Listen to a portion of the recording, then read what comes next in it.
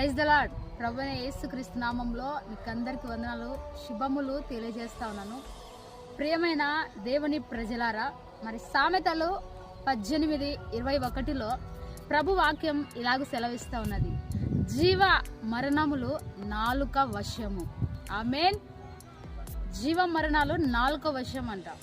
మరి ఈ నాలుకతో మనం ఏం పలుకుతా ఉన్నాము అన్నది చాలా ముఖ్యమైనటువంటి విషయం.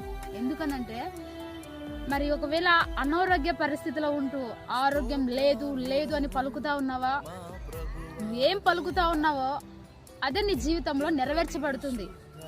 ఆరోగ్యం లేకపోయినా ఉంది అని పలుకాలి. దరిద్రంలో ఉన్నా సరే నేను క్రీస్తుని బట్టి ఐశ్వర్యవంతురాలిని అని పలకాలి. ఎలాంటి ప్రతికూల పరిస్థితులు ఉన్నప్పటికీ కూడా ఆ వాక్యం ఎత్తి పట్టుకొని జీవమును, అక్కడ ఏమి లేకపోయినా ఉంది అని దేవుని మాటను విడుదల చేస్తూ చేస్తూ పలుకుతూ ఉంటే ప్రభువు ఆ మాటను స్థిరపరుస్తాడు. తద్వారా నీ జీవితంలో లేని దానిని కూడా ప్రభువు ఉన్నదిగా మార్చి చూపిస్తాడు. కనుక నీ జీవితము దీవించబడాలి అంటే నీ చేతిలోనే ఉన్నది, అనగా నీ మాటలో ఉన్నది. కనుక వాక్యము పలుకుతూ ప్రార్థించండి, దేవుడు కార్యాలు జరిగిస్తాడు. ఆమేన్. Praise the lord.